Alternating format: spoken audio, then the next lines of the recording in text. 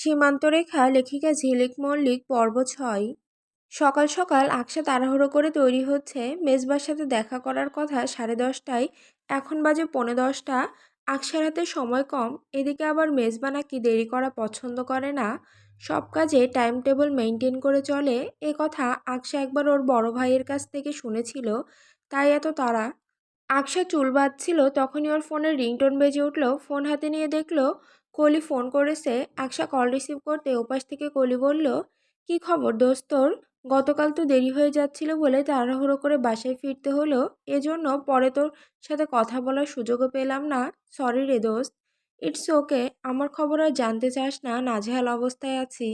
আকশার ফ্যাকাশে গলা শুনে কলি বুঝতে পারল ব্যাপারটা। ওকে বলল, বুঝতে পারছি, গতকাল যখন শুনছিলাম সেই মেজর ইজবাইকটেখার সাথেই তোর বিয়ে ঠিক হয়েছে, তখন বেশ অবাক হয়েছিলাম। এমন একজন মানুষের সাথে তোর বিয়ে ঠিক হলো যার সাথে কিনা তোর দ্বন্দ্ব চলে, তুই বা কেন এই বিয়েতে রাজি হয়ে গেলি, এটাই তো আমি বুঝতে পারলাম না। কিছুটা অনুভূতি আর বাকিটা পরিস্থিতি, এটাই ধরে নিতে পারিস? তার মানে? বলি শোন না, আমার একটু মেজবার সাথে দেখা করতে যেতে হবে। বেবি পিঙ্ক কালারের ড্রেস পরেছি, ঠিক আছে নাকি চেঞ্জ করব বুঝতে পারছি না ঠিক। আকশা কথা ঘুরিয়ে অন্য কথায় গেল, কলি ধরতে পারলো না। ও বলল, যেটা পরেছি সেটাই ঠিক আছে, তোকে এই রংটাই দারুণ মানায়। তা মেজরের সাথে দেখা করতে যাচ্ছিস কি কারণে? ওনার সাথে জরুরি কিছু কথা ছিল। আকশা মিয়ে যাওয়া কণ্ঠে জবাব দিল। কলি আরও কিছু বলতেই যাচ্ছিল, তার আগে আকশা তড়িঘড়ি করে বলল, আমার লেট হয়ে যাচ্ছে রে দোস্ত, এখনই বের হতে হবে।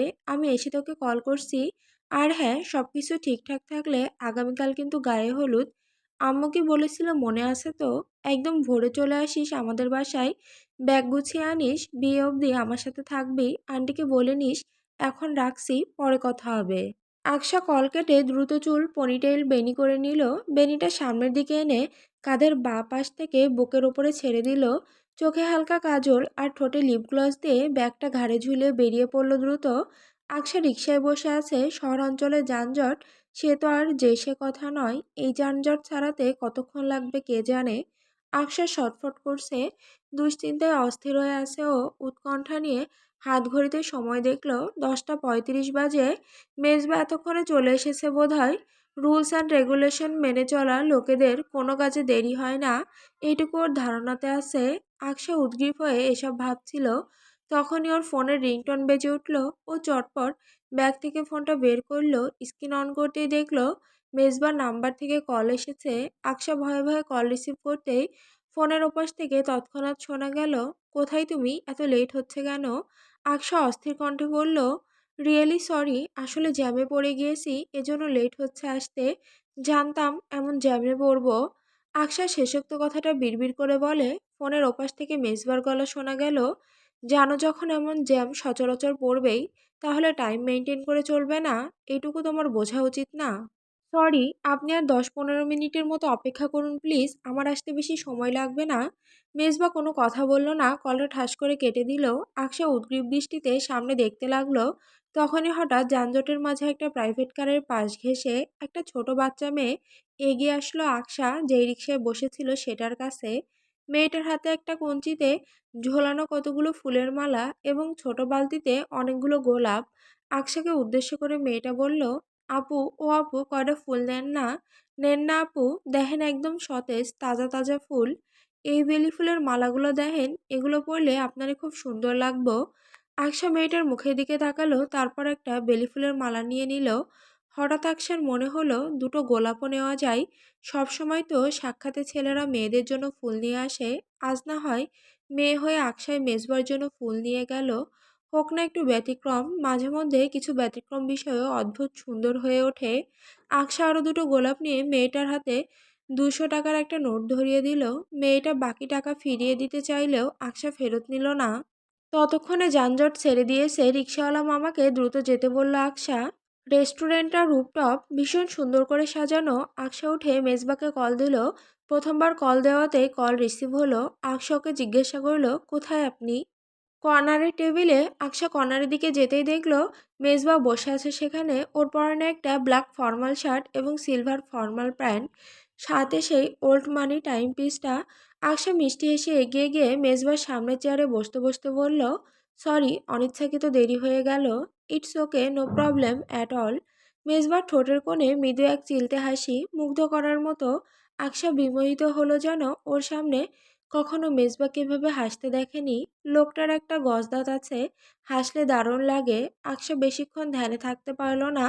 তার আগে মেজবা ওর হাতে টেবিলের পাশে রাখা একটা ফ্লাওয়ার বুকে ধরিয়ে দিল। আকশা এতক্ষণ কথা বলার চক্করে ফ্লাওয়ার বুকেটা খেয়াল করেনি। সাদা রঙের র্যাপারে মোড়ানো বুকেতে হালকা পিঙ্ক কালারের কতগুলো গোলাপ ফুল অদ্ভুতভাবে আকশার পরিহিত ড্রেসের সাথে মিলে গেছে। মনে মনে ভীষণ উচ্ছ্বসিত হলো ও।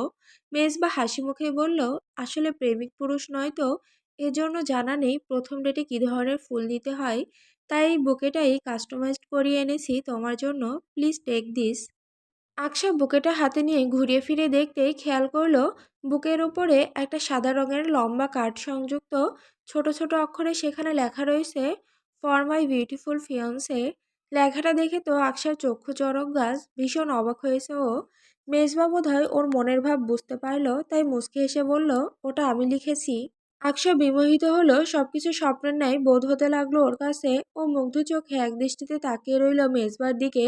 মুখ ফুটে থ্যাংক ইউ বলল। এর মাঝে আকশার ধ্যান ভাঙলো মেজবার কথায়। মেজবা মেনু কার্ডটা আকশার দিকে এগিয়ে দিয়ে বলল, কি কি খাবে সিলেক্ট করো। কি কি খাবে মানে, কত খাবার খাবে আকশা? ও হতভম্ব হয়ে বলল, আপনি যা ইচ্ছা অর্ডার করুন। না, তুমি পছন্দ করো, তোমার পছন্দেরও তো একটা ব্যাপার আছে। আকশা ক্রমশই আকৃষ্ট হয়ে পড়ছে মেজবার সকল কথাবার্তায় এবং কাজকর্মের প্রতি। মনের মধ্যে অদ্ভুত এক অনুভূতির সঞ্চার হচ্ছে।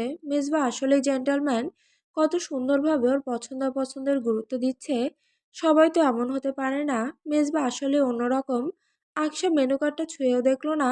মুখে শুধু বিড়বিড় করে বলল, চা কফি কিছু অর্ডার করে দেন। মেজবা বিরোধ করে বলল, বলো কি, চা কফিতে কখনো পেট ভরে? আসলে আমি বেশি খাই না, দুপুরে 300 ক্যালোরির মতো খাওয়া পরে এর বেশি খেলে অস্বস্তি হয়। এজন্যই তো তোমার শরীরের এই অবস্থা। চোখ মুখ একদম শুকিয়ে গেছে। পানি খাও না ঠিক মতো। ওয়েট কত তোমার? 43 কেজি। আকশা আমতা আমতা করে কথাটা বলতেই মেজবা বলল, কাছাকাছি আন্দাজ করেছিলাম। শোনো, খাওয়া দাওয়া ঠিক মতো করবে, বেশি বেশি পানি খাবে। আকশা কি বলবে বুঝতে পারলো না। ফিয়ন্সের সাথে ডেটে এসে কেউ এভাবে স্বাস্থ্য নিয়ে পরামর্শ দেয়। মেজবা ইফতেখার দারুণ লোক তো। আকশার জন্য মেজবা একগাদা খাবার অর্ডার করেছে। Burger, Thai soup, sushi, cappuccino আর মিল্কশেক। এত খাবার দেখেই তো আকশার পেট ভরে গেছে। খাওয়া আরও বহু দূরের কথা। এদিকে মেজবা ওকে কঠোরভাবে বলেছে যেন সব খাবার শেষ করে ওঠা হয়, অথচ নিজের জন্য শুধু ক্যাপাচিনো অর্ডার করেছে। লোকটা নাকি বাইরের খাবার কম খায়। মেজবা এবার ক্যাপাচিনোয় চুমুক দিতে দিতে বলল, তুমি কিছু কথা বলতে চাইছিলে? জি, বলি তাহলে। Yeah sure. আকশা বলল, আপনি কি এই বিয়েতে নিজ ইচ্ছায় রাজি হয়েছেন মেজবা? অবশ্যই, কোনো সন্দেহ আছে? আসলে আমি একটু দ্বিধান্বিত। একসময় যেহেতু আমি আপনাকে রিজেক্ট করেছিলাম আর না বুঝে অপমানিত। ইটস ওকে, সেসব আমি মনে রাখিনি। আর যেহেতু তখন তোমার অল্প বয়স ছিল। যাই হোক, তুমি এই বিয়েতে রাজি হলে যে। আসলে আপনার প্রতি আমার হয়তো অন্যরকম কোনো অনুভূতি আছে। কবে তৈরি হয়েছে জানা নেই, তবে আছে যে এটা অস্বীকার করতে পারবো না। আর আব্বু আমাকে বোঝালেন, তাই রাজি হয়ে গিয়েছি। আকশা লজ্জা মিশ্রিত কণ্ঠে নতমুখে কথাগুলো বলল। মেজবার কথা শুনে শুধু বলল, আচ্ছা ম্যাডাম, বুঝলাম। ম্যাডাম সম্বোধনটা শুনে চমকে উঠল আকশা। বুক ধুকপুক করতে লাগলো, তবু নিজেকে যথেষ্ট স্বাভাবিক রাখার চেষ্টা করে মেজবাকে পুনরায় জিজ্ঞাসা করল, কিন্তু আপনি এত সহজেই রাজি হয়ে গেলেন কেন মেজবা? মেজবা মৃদু হেসে বলল, সত্যি বলতে তোমাকে আমি একসময় ভালোবাসতাম। সেই ভালোবাসাটা এখনো রয়ে গেছে, তাই আর না করতে পারিনি। আকশাকে এখনো ভালোবাসি মেজবা। কেমন অকপটে স্বীকার করে নিল। আকশার মনে যেন অজস্র প্রজাপতি ডানা মেলে উঠতে লাগলো। আরও আধা ঘন্টার মতো মেজবার সাথে নানান বিষয়ে কথা হলো। এর মাঝে মেজবা আকশাকে এই রুপটপের এক কোণে দাঁড় করিয়ে নিজের আইফোন দ্বারা সুন্দর কিছু ফটোও তুলে দিল। আকশার কাছে সবটা একটা সুন্দর স্বপ্ন মনে হলো। যাওয়ার জন্য ওরা টেবিল থেকে উঠতেই আকশার হঠাৎ কিছু একটা মনে পড়ল। ও দ্রুত ব্যাগ খুলে ফুল বের করে মেজবার সামনে ধরে লাজুক হেসে বলল, ফুলগুলো আপনার জন্য এনেছিলাম, নিবেন প্লিজ? শিওর। মেজবা ফুল হাতে নিতে আচানক ফুলগুলো ওর হাত থেকে পড়ে গেল। মেজবা পা বাড়াতেই ওর পায়ের নিচে পড়ে পিষ্ট হলো। আকশার মন খা খা করে উঠল। মেজবা ওকে সান্ত্বনা দিতে অদ্ভুতভাবে হেসে বলল, ফুল পায়ের নিচে পিষে গেলেই কি অনিচ্ছাকৃত ঘটেছে? থাক, মন খারাপ করো না, এমন ফুল হাজারো পাওয়া যাবে। আবার দিও না হয়।